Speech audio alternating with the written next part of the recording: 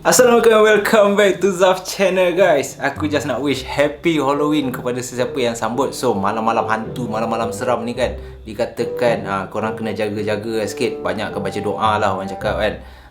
Kalau katalah tiba ada benda yang meneman korang. Jadi apa kata kita start Halloween kita dengan kisah berkenaan dengan serial killer yang berlaku pada awal tahun 2000 di South Korea. Dan kisah ni teramat menggemparkan penduduk South Korea pada masa tu, sehingga kejadian ni telah mengubah institusi polis menjadi lebih kukuh. So tanpa lagi masa, let's go guys. Aku berkongsi dengan korang kisah pasal pembunuh bersiri ataupun serial killer ni. Let's go.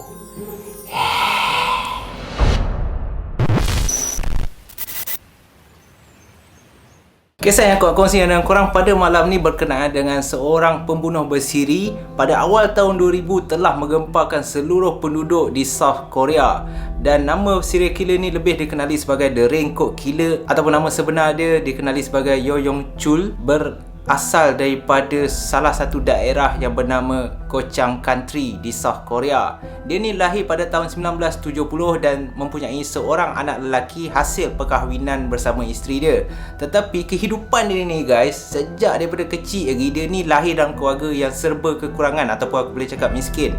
Jadi sejak lahir dia dah mempunyai ketagihan mencuri. Kerana mencuri ni guys, lebih senang untuk dapat duit daripada dia bekerja. Dan sejak daripada dia remaja, beberapa kali dia telah disumbat di dalam penjara di atas kesalahan mencuri. Dan juga dia ni suka menipu identiti ataupun menyamar. Dia mengaku pekerjaan dia sebagai anggota polis mata-mata untuk dapat duit yang senang guys. Jadi dia membawa masalah dia sendiri. Ditambah pula sebab dia sering kali masuk keluar penjara, perkahwinan dia hancur macam tu je guys. Sebabkan sewaktu dia dimasuk penjara atas kesalahan merogol, dia ni pun aku tak faham perangai dia ni. Dia ni pun ada satu time tu pada awal tahun 2000, dia telah dituduh di atas kesalahan merogol seorang budak berumur 15 tahun. Budak bawah umur pun kau nak rogol ke? Mana otak dia? Dan disebabkan itulah isteri dia meninggalkan dia dan kehidupan dia memang terombang-ambing lah. So sejak daripada itulah dia decide untuk berubah daripada mencuri, merogol, dan sekarang dah pandai membunuh pula.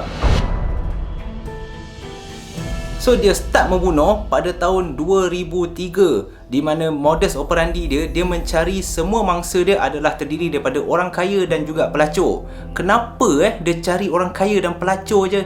Ini reason dia guys. Sebabkan dia dilahirkan dalam keluarga yang miskin, dia rasa tak fair. Orang kaya relax je, kahwin, punya kehidupan yang seronok apa semua kan.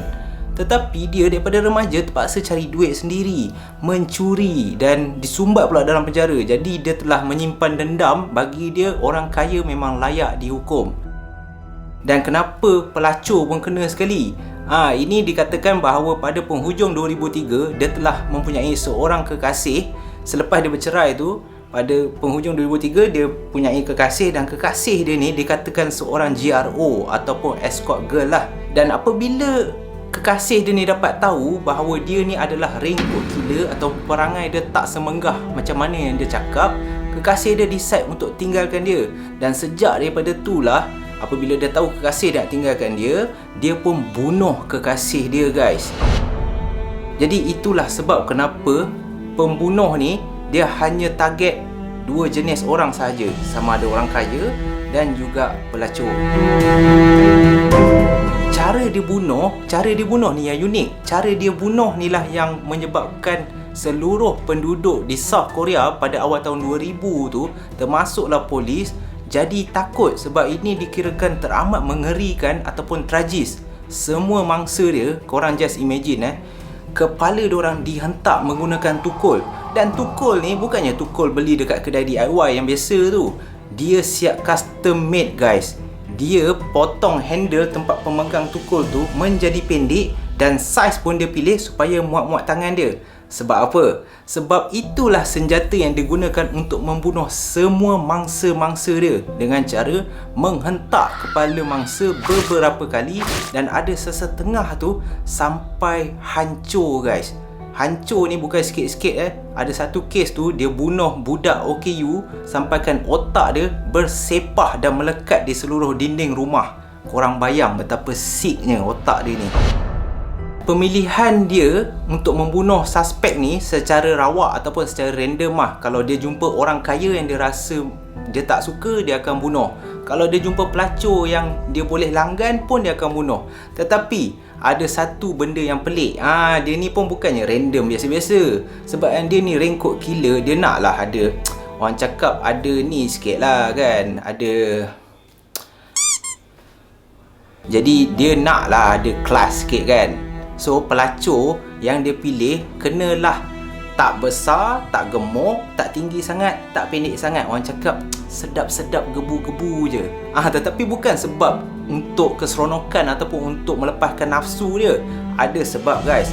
Kerana pelacur-pelacur yang dia bunuh ni bukan sahaja dia hentak kepala sampai mati. Selepas dihentak kepala sampai mati, pelacur-pelacur ni dikerat kepada 16 dan ada juga dikerat kepada 18 bahagian guys. Dan benda ni dia buat hanya di dalam tandas dekat rumah dia. And tandas dia bukan besar pun, tandas dia macam tandas kecil je guys. Dekat situlah dia bunuh semua mangsa-mangsa yang terdiri daripada pelacur ni. Yang dia langgan, dia call bapa ayam hantar ke rumah dan lagi senang dia bunuh semua pelacur ni. Dan selepas dia bunuh, sebabkan dia ni yang pelik dia tak ada kenderaan. Aku rasa dia tak reti bawa kereta lah aku rasa. Jadi sebelum dia nak buang ataupun tanam mangsa-mangsa dia ni, selepas dia kerat, dia akan letak dalam satu plastik beg hitam untuk mengelakkan daripada bau yang kuat, supaya jiran-jiran tak syak apa-apa. Sebab tahulah bau mayat kuat kan. Dia campur mayat-mayat yang dia dah potong tu dengan kimchi guys. Jangan terkejut, kimchi yang sama korang makan dekat restoran Korea tu, kimchi jjigae, sama je guys. Itu yang dia campur sebab kimchi yang bau kuat kan. Jadi untuk menutup bau-bau mayat yang busuk tu, dia campur gaul-gaul, dia letak dalam plastik bag, barulah dia bawa dan dia bawa menaiki teksi. Pernah sekali ni bila dia bawa naik teksi, pemandu teksi ni tanya dia, sebab bau kuat, "Weh brother, apa yang lu bawa? Kuat gila bau kan."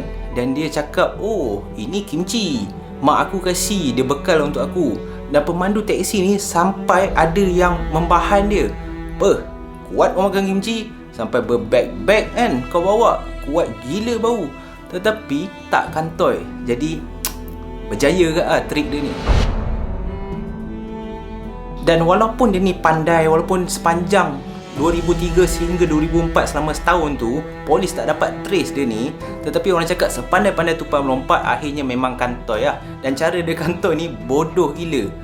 Dengan cara kan dia bunuh pelacur-pelacur ni, jadi dia tak puas hati, dia pun nak cari mangsa lagi. Dia pun call bapa ayam yang sama, dan dia call menggunakan salah satu handphone daripada mangsa yang dia dah bunuh ni.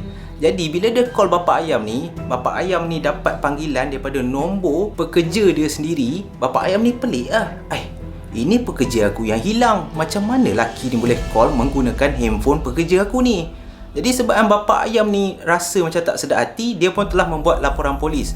Dan sebab itulah kantoi guys, dia telah ditangkap oleh polis. Polis set up seorang pelacur untuk pergi berjumpa dia pada satu malam ni. Dan daripada situlah polis ambush dan terus tangkap dia. Bye-bye hidup dia. Dan yang peliknya, apabila polis tangkap dia ni, time tu polis 50-50 tau. Sebab kalau korang tengok muka Yo Jong Chul ni, dia bukannya macam penjenayah yang kejam. Sebab polis membayangkan dia adalah parut sikit kan. At least come on lah, penjenayah yang kerat orang, bunuh orang, hentak sampai pecah, at least kena ada tattoo lah. Tapi dia ni clean. So time polis tangkap, polis macam ragu-ragu sikit.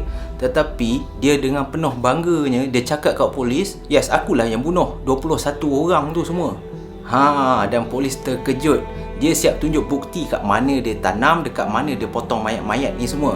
Gila tak gila guys? Dia dah sick. Sebab dia dah rasa dia tu Tuhan. Dia layak, dia macam pesuruh Tuhan lah. Dia dah rasa diri dia tu teramat tinggi, sehingga kan dia rasa dia layak untuk membunuh sesiapa sahaja yang dia rasakan tak elok ataupun perangai tak bagus lah. Dan kalau korang nak tahu, sewaktu ditangkap, selepas saja polis bawa dia dekat tempat jenayah yang dia buat tu, media semua banyak tau. Dia cakap dekat media, korang nak tahu tak, ni live media rakam dan siar seluruh South Korea tu tau. Dia boleh cakap depan kamera kepada semua perempuan, korang tak patut jadi pelacur. Dan kepada orang kaya, korang tahu apa yang korang dah buat. Korang bayang, dia gentle je cakap macam tu. So dia ni memang betul-betul anti dengan pelacur, anti dengan orang kaya. Aku tak tahu apa hal sampai dia menghukum semua orang ni dengan menggunakan kuasa yang dia ada pada masa tu. Jadi apabila dah ditangkap apa semua, korang nak tahu tak, pada masa yang sama, sewaktu dia bunuh dekat Seoul, South Korea ni, sekitar South Korea ni, dekat barat daya South Korea, dekat Imungdung, satu daerah dekat barat daya, ada juga kes yang melibatkan 6 mangsa. Jadi bila polis tanya, adakah kes dekat Imungdung tu engkau juga yang buat? Dan dia mengaku guys.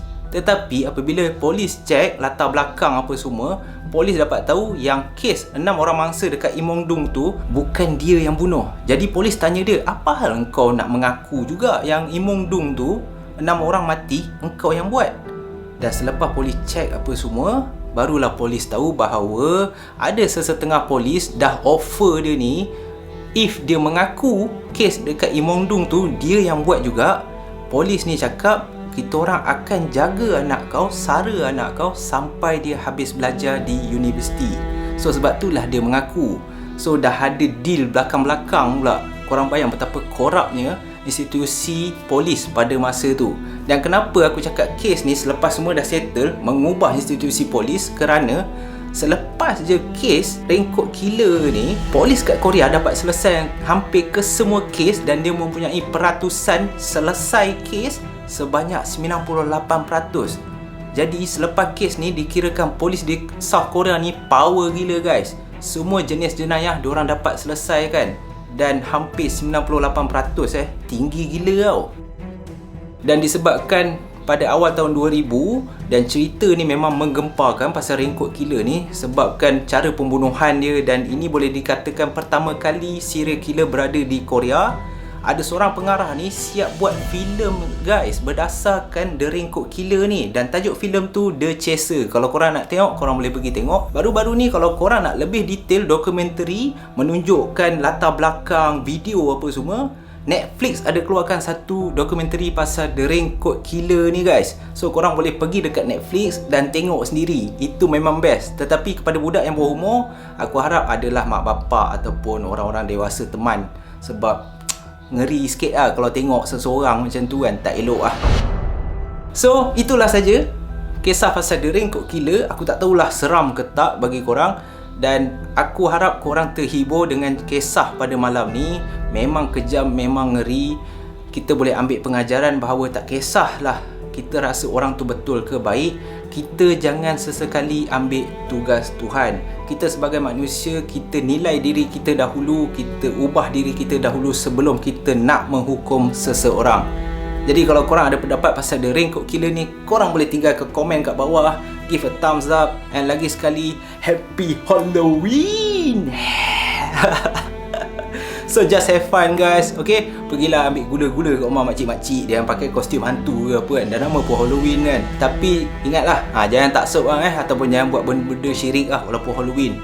Respect sikit So kita jumpa lagi dalam episod yang akan datang. Kita jumpa lagi dalam siri ataupun kisah yang akan datang, yang aku bakal kongsikan dengan korang. Stay safe, stay healthy guys. Lagi sekali, Happy Halloween.